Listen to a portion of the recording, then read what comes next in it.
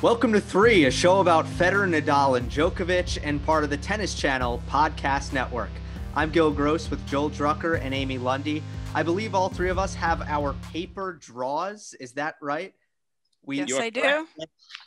So despite the age difference on this podcast and the wonderful mix that we have, we're all going old fashioned. We have our paper, and we have Nadal and Djokovic. Their path in Australia has now been a little bit more clear, but it's never really clear until the matches are set in stone. But Amy, what were your first takeaways from the awkward draw ceremony and the subsequent reveal?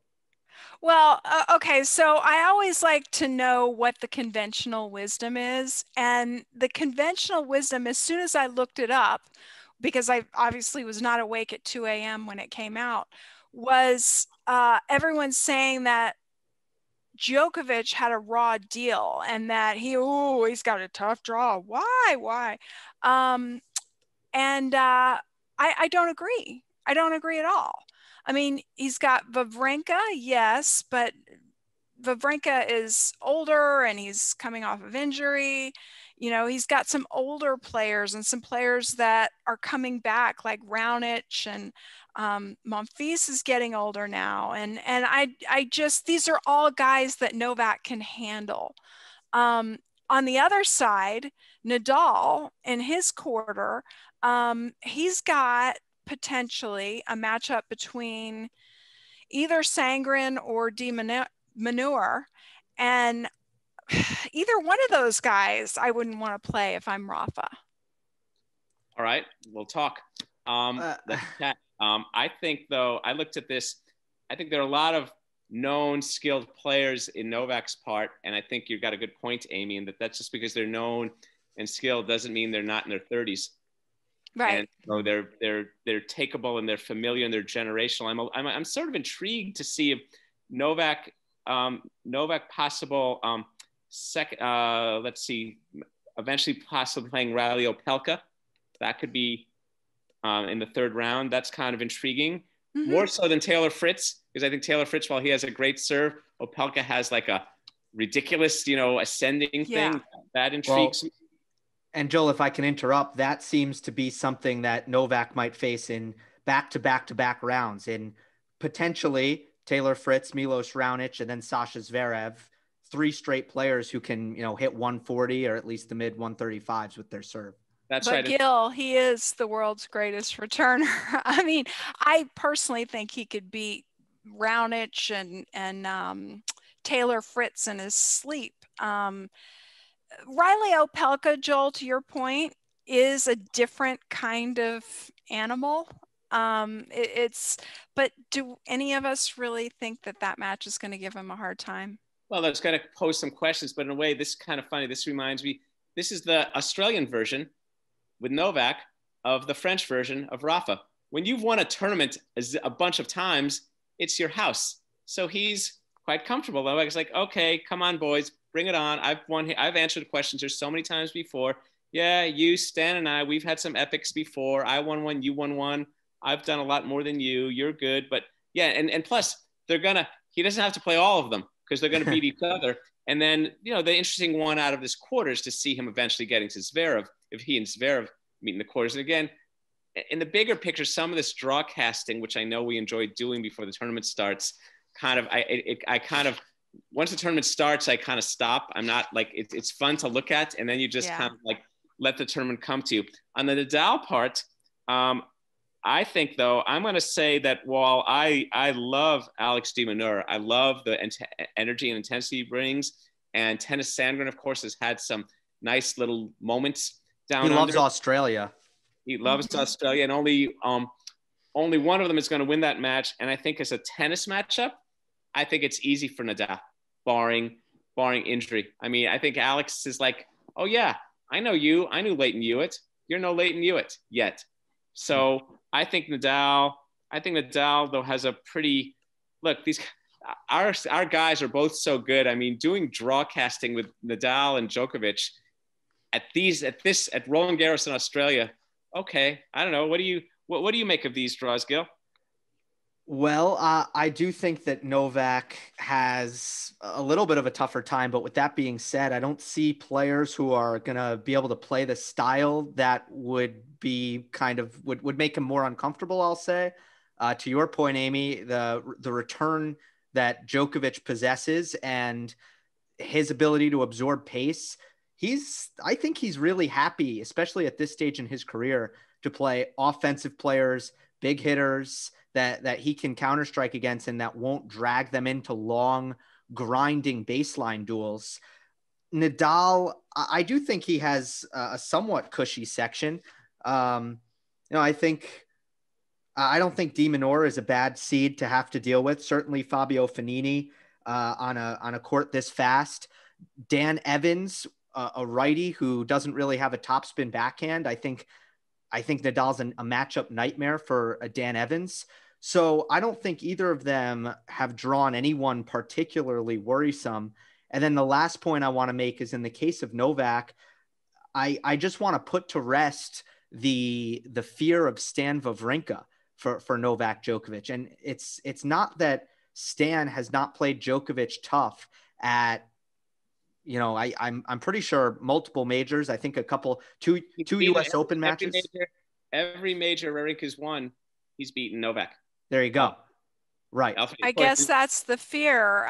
He beat him twice at the U.S. Open, 2019, 2016, I want to say, and beat him in that quarterfinal match in Australia, 2014. Right. To me, Stan Wawrinka hasn't looked like Stan Wawrinka in about 24 months. Ever since the double knee surgery, he's not really the same player. I don't have him getting through. I think Marton Fucsovics is an incredibly difficult player to play in best of 5, who he might have to play in the second round. And then Milos Raonic, I think, looked pretty good at the ATP Cup. I missed his second match, but to me, Milos, ever since really coming from the COVID pause, looks like a top 10 player to me. He lost to Struff. Right. Who played really well. I actually am hoping that Novak will end up playing Millman, the crowd favorite, the home favorite. That could be a fun match. Yeah. I just think Novak's, again, this reminds me, this is like the sibling of the talk we had before Paris. And what Nadal does in Paris, Novak on the clay is what Novak does on this Australian hard. It's like you look at these guys like, yeah, they're going to huff, they're going to puff, and they're going to make a go at this guy. But Novak is he's so well dialed in, and he's so comfortable, and we know he's fit. I also think the freshness factor of not having played a while helps someone like Novak because of the kind of high margin of his game, the discipline of his game, the simplicity of his game, more so than it would help Federer. Federer, yeah, you're darn right. Federer wants to play his first tournament back, not a slam. And we'll talk about that shortly. But yeah, Federer needs a little bit more time and match management to get the whole offense going. Novak, it's like, okay, here it is. Back on the chain gang, cross court, down the line, cross court. Yeah, I agree about how almost how much cooking needs to be done and between the two. I'm curious, Joel, when you're looking at a draw, are you more concerned with the first couple players in the mini section, the 8th, or do you think that a guy like Novak or a guy like Nadal is really looking at the seed all the way across from them? They're the top 8 seed that they could meet in the quarterfinal, and that determines what their emotions are when they look at the draw. I like those questions, but I think you asked 2 in 1. I think the first question is, what do I look as a rider and a potential viewer, and how the player looks at it. As a rider, I've gone through multiple phases. Once upon a time, I liked looking at potential quarters, and I remember you don't want to know how many note cards I put together or that projected 16s and this and that. And then I decided, you know what? It's all too much. I'm just going to let the tournament come to me, and I'm going to just almost play the tournament in thirds. Let me just keep my head around this till they get to even 32, couple of rounds, and then we'll just take it in sequences. And I bet as a player, they think it even less. I think the player, this is the time where you think, how do I just keep maximizing my skills? One of the examples I remember, this is an odd one. second or third round of the 2002 US Open. Pete Sampras is playing Christian Pless, a visible Danish player, but a guy he'll beat just about all the time. And he's working on some of his chip charge. And I was calling the action on the world feed of the US Open with a colleague, and Sampras getting passed a couple of times, but he'd win some. And my friend goes, my colleague goes, Sampras, why is he doing this tactic against this Pless? I go, this isn't about beating Pless. This is about winning the tournament. And it's not about beating anyone. So in a way, what these players are, our guys like Novak and Rafa, they're looking to run their offense well. And then, okay, and who's next tomorrow? They're not thinking, oh, it's going to be this guy in the quarters. It's going to be that guy in the semis. It needs to be that more. And I think, and I wonder also, and maybe Amy, you can think about this too, is in our narrow world, quarantine, focus, not going out to dinners, not going out to concerts, this is even more of the kind of like, okay, here in front of me, here's the task now. I mean, what do you think? Oh yeah, I mean, I think these guys have probably seen enough upsets in the tournaments that whatever they may have entertained that they thought might happen a couple rounds down the road, they've seen that blow up enough times that they probably don't even think about that other than a passing thought in the beginning. Yeah, team is in my side. All right, you know, let's worry about that when we get there. But just Gil, I just checked the odds while we were sitting here talking. Novak is favored to win the tournament. Medvedev is the next team, and then Rafa's the fourth best on the odds. He loves that. That's how he loves being there. He wouldn't mind being ninth. He wouldn't mind being like 124. That's what. Yeah. Oh, these guys, you know, I haven't done well there in a long time. It's been frustrating. He likes that. That's all. Whatever that stuff means. And again, that stuff is all, you know, that's a marketplace. That's a stock exchange. Right. Whatever. Oh. Yeah, I would have that a little bit differently. I do agree though that Medvedev should get that respect up top. I also think it has to do with maturity, right? Novak might be very good at only thinking about Jeremy Chardy in the first round, but Andrei Rublev might be having trouble with the fact that he might have to play his countryman, Daniil Medvedev, in the quarterfinals again. There's absolutely no one who Andrei Rublev would less like to play, maybe aside from Djokovic. Rublev is 0-4 against Medvedev. They're best friends. I think Andre absolutely despises playing Daniil. And here they are again in another quarterfinal at the US Open, our last hard court major. It was the same way. So I also think it depends on a case by case. But I think, well, also it's maturity is based on experience. In other words, it's like guys like Novak and Rafa, and this gets to the very concept of our show. It's like, all right, they've been there.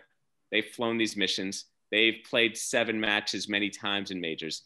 And here people like Rublev is still in the very early stages of resume building. So the notion, a quarter, but God, I got to play Medvedev. Oh, but it's like his team's job is to kind of like, we're not in that world right now. We're in the world of Rublev. We're in the world of Yannick Hanfmann. And once you take your shower and have your smoothie and do your stretching, we'll start talking about the match you have to play in 46 hours. You know? Yeah. That's kind of the world we're going to occupy. And I wonder also if this silo players are occupying more. Well, it'll be interesting to see how they interact in Melbourne, you know, given the safety of the city now, how that works compared to these other majors. What an adjustment period for these players, each of these cities, huh? Yeah, I haven't read Jamie Murray's column, but he wrote about how weird it was to be in a COVID-free world. I didn't get a chance to read it, but yeah, you're toggling between. It's like you're on a different planet. I think that it's a real opportunity for the sport because the world is so tired of COVID and we're all stir crazy, and we're going to have tennis on with fans. And it's an opportunity for people to like get into it. I mean, I'm telling my family, guys, let's get into this. You know, let's watch it together and have fun with it. We'll see fans. Yeah. Are you gonna have like a midnight all night party in Westport, Amy? Are you gonna have like get your kids and gather around the TV at 2 a.m? Oh gosh, maybe we'll do something fun for the semis and the finals.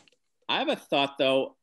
What I was wondering about. You know how they had a number of events happening in the same place, somewhat like the U.S. Open, where we like let's move these events to the singular venue and almost create like a month-long, 3 weeks, 4 weeks of tennis. Is that part of the calendar reform model? Yes, we need At? to regionalize, and this is like hyper regionalization. But one thing that really I didn't know until I started reading up on this, the travel that the players do around the world is really bad on the environment, very bad. They are polluting terribly by having just the calendar the way that they have it crisscrossing the globe. If we could regionalize, it would be a big climate saver.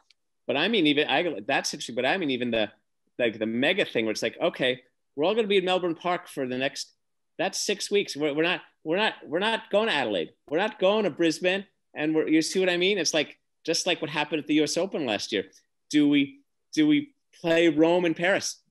I mean, I know all the cultural aspects. I know the whole thing about the citizens of Rome and Monte Carlo, et cetera. But do we look to do more, even that kind of geographic compression? Because I don't know, if I'm a player, once I'm set up, I'm not having to travel. I got my gym, I got my restaurants, I got my team. I get a couple of rooms and suites, and I'm set up in Melbourne for 5 weeks. I'm conflicted on this because I'd feel for communities losing tennis tournaments, but let's pocket this and revisit it another time. We also have made an executive decision, I think, to not talk about the possible semifinals. Okay, we're going to focus on the first week, and take it one at a time. And hey, if we get to Thiem versus Djokovic and Nadal versus Medvedev, if the seeds hold, then we'll get there. But for now, let's talk real quick about Nadal and Djokovic this week. For Rafa, stiffness in his back, decided not to play ATP Cup, seems precautionary. But what it is kind of striking how often Nadal seems to be banged up during the first tournament of the year, right? Yeah, but what's funny is that I really and I don't know anything, I don't know if this happened, but I have done things where I've been cooped up or I've had to be on the computer for a long, long time, and I've gotten up and I've said, oh, I got to bust out some squats. I've just been sitting too long. Or I can picture Rafa being in quarantine doing some sort of exercise that he doesn't normally do because he's away from the court, right? And lifting something or squatting or doing something like that. I could envision that type of thing happening. And remember, in his book, he said that once he was hurt, I think it was his knee or his lower body or something, and he took forehands and backhands from a chair. So this is a guy who he refuses to stop. So you can imagine what his hotel room looked like.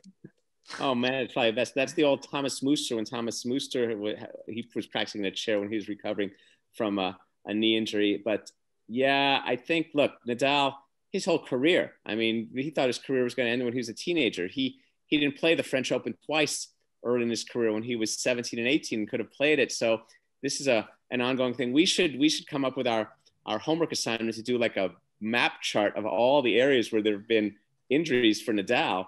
And then you could compare it to Federer and Novak too. It'd be interesting to see how they all do. And Nadal, look, I think everybody wants to be ultra cautious before they go. I mean, Serena Williams just pulled out of a tune-up event with a shoulder injury, and no one wants to be stupid. And there's no purpose in cramming and playing 2 or even 3 matches before the major starts. The work has been done prior.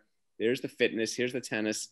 Okay, so we withdraw from this tournament, so that's okay. But his hotel room, oh my god, I could just make exercise equipment and all this kind of stuff all over the place.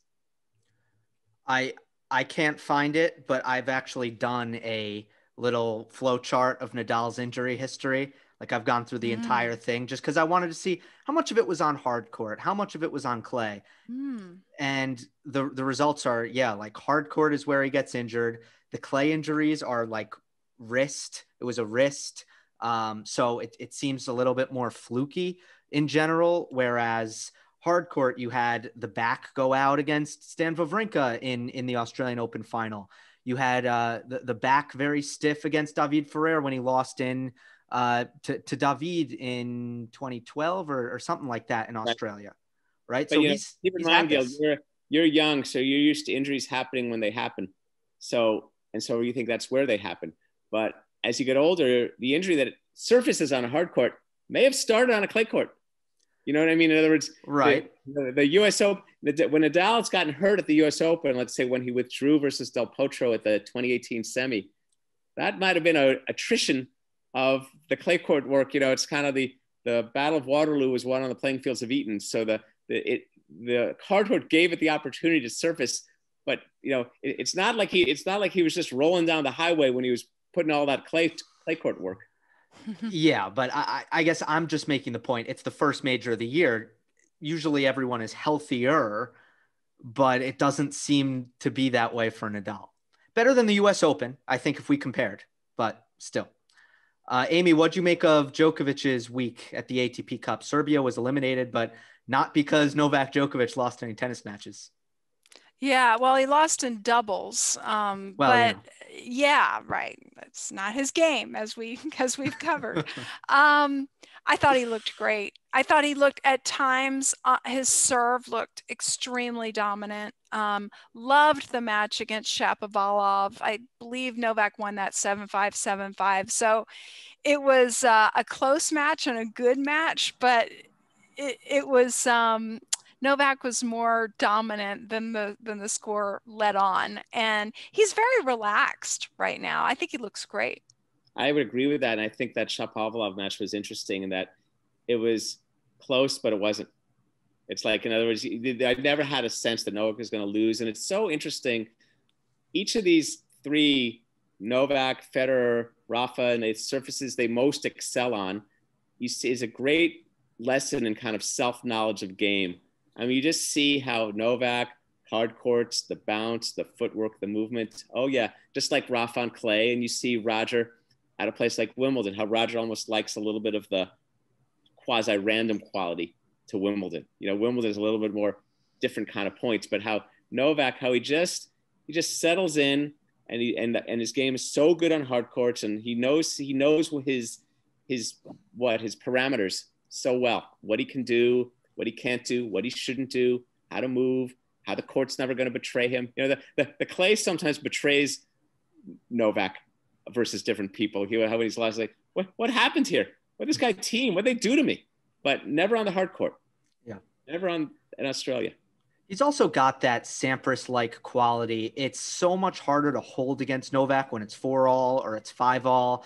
And that Shapovalov match was a good example. You could see him just defending a little bit harder and connecting on returns that he maybe hadn't early on in the sets. And against a player like Shapovalov, he is so comfortable just basically hitting, unattackable kind of deep, but not overly aggressive ground strokes and just being like, you'll miss. And Shapovalov did. So it's a different 4-all game than Pete Sampras. Novak is more like, I think it's a Chris Evert. It's I'm impregnable. I know exactly what I need to do. I dare you. You go ahead. It's like a chicken run of 2 cars. You're going to fall off the ledge anyway. Sampras is kind of like, the balls have been flying for 8 games, and suddenly here I come. Oh yeah, that's a good chip and charge. Oh, you just missed. Oh, love 15. It's suddenly, whoa, where'd that winner come from? There was kind of a lightning bolt quality with Sampras, whereas Novak was just kind of like, I've been holding steady. You're about to redline, that, don't you? And then you just kind of topple over. That's the sense I got in the match with Dennis. Didn't you think that? Like, you're not that one-hander. That's not meant for the 5-all game. Sorry. It's high risk. Shapovalov is not. We'll continue to talk about risk and the aggression. It's almost like he's not making the adjustment for the level of opponent that he's playing, right? Oh yeah, I think that's spot on analysis. And you see that a lot with young players, Gil. They just haven't figured out their dials yet, like you said.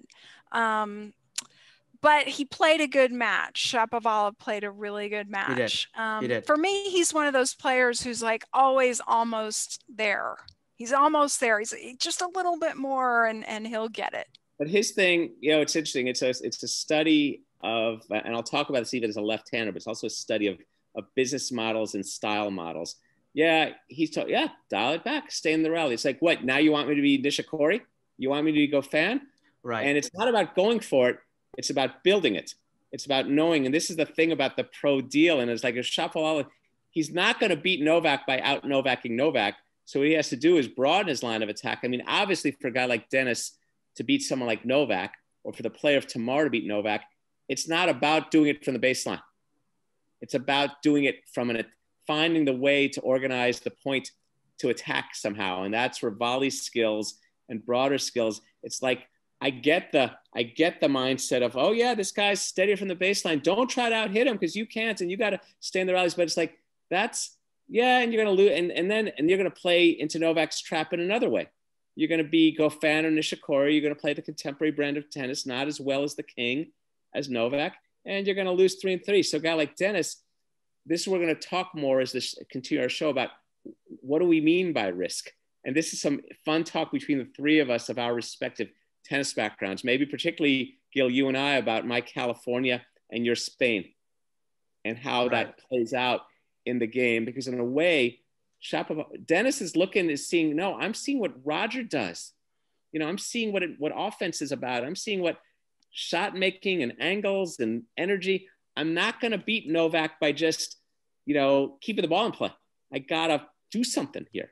But I think where we agree is that what Roger is going to do is draw a short ball and then attack it. And Dennis isn't drawing the short ball in the first place. Well, Dennis needs to that's what Dennis's deal is. That's right. He needs to figure out the deployment and the broadening of his game that can draw the short ball. And now he can do something instead of just thinking, I'm going to just throw punches at this guy. Roger's using the whole dimension of the court. Maybe next time we should have like a whiteboard with a rectangle. We can telestrator it. Right. Right. All right. Let us end on a sad loss in the tennis world. Tony Trabert, who Joel, you knew very, very well. And I wanted to give you a chance to kind of talk about who he was and how important he was to this global community. I'll go globally and then I'll go personally. Tony Trabert was a epic tennis career, number one in the world in 1955, won 3 majors in 1 year. So that's pretty good. Davis Cup champion, later became a barnstorming pro, Davis Cup captain, CBS primary analyst for 30 years, at the US Open most of all, president of the Hall of Fame. I mean, he pretty much did everything he did in tennis, and he did it all at the highest level, and he had a great amount of integrity. I think contemporary people who come to mind would be like Stan Smith, Todd Martin, Alex Corretja, people who are just thought of as paragons of behavior. Roger Federer too. I knew Tony. Tony was my original tennis mentor. I went to camp when I was 12 years old, from ages 12 to 15. I was a beginner. I'd been playing 6 months. I wasn't even 5 feet tall. And I learned the game from Tony for 4 summers at his camp. And then I decided I want to work at this camp. And so I became an instructor there for 2 years while I was in college. And I learned a lot from him. His camp, the motto was, one thing you always see at Tony Trabert tennis camp is Tony Trabert. So he wasn't just like the big time guy who would come in and do a little exo and then go. So he was there day in and day out to watch us play. I mean, I vivid memories of being 13 years old and he watched me won the first tournament I ever played. Also a great tennis mind in a very sensible way. Things that would say, he would say, like, I'm lurking to serve and volley. He says, that guy's return isn't that good. Hit your second serve first. Why try to go more for your first serve? It's like, yeah. He said, that's how I beat Vic Seixas in the finals at Forest Hills. And it's like, wow, you're telling me something you did at the world-class level. And it was always it was inclusive, and it was just rational and thoughtful. He also had a very clean, flat game, had a flat topspin backhand that he taught, which I'm glad I learned first. It's very similar in certain ways to the Federer one-hander. If I likened it to any other 3, certainly that way, very flat, simple, low to high stroke that you hit kind of early. Very easy shot to learn. I learned that first. And just a great presence. And again, I got to know him professionally. I mean, in a way, working for him helped me kind of vault into the tennis world. It's like when I started writing about tennis, I could say to people, oh, I worked for Tony Trabert. It was kind of like a little bit of a calling card. I'd been an instructor at a tennis camp, but, and we worked together at CBS. We were on a Hall of Fame committee. And about a year and a half ago, I did an oral history for the Hall of Fame, and I went to Florida and spent the better part of an afternoon doing a deep dive, long off-camera interview with him that we taped. That's kind of a definitive oral history of him and his life and times. And I wrote a couple of pieces around his death. So really interesting. Yeah, Joel, you wrote some beautiful tributes detailing some of the things that you just talked about. Tennis.com, halloffame.org, or the Hall of Fame website. Right. Well, it's unbelievable, and he will be missed, I'm sure. Well, we are looking forward to the next 2 weeks, the Australian Open. We will have you covered with as many podcasts as, probably more than one, at least in the second week. But so we are looking forward to being with you over the course of the Aussie and following Nadal and Djokovic especially. That'll do it for this episode of 3. Remember to leave a like on YouTube, comment on the video if you got something for us. Make sure to subscribe. We are also available on all podcast platforms, and it's a huge help if you leave a rating and a review on Apple Podcasts. We will see you next time on the next episode of 3.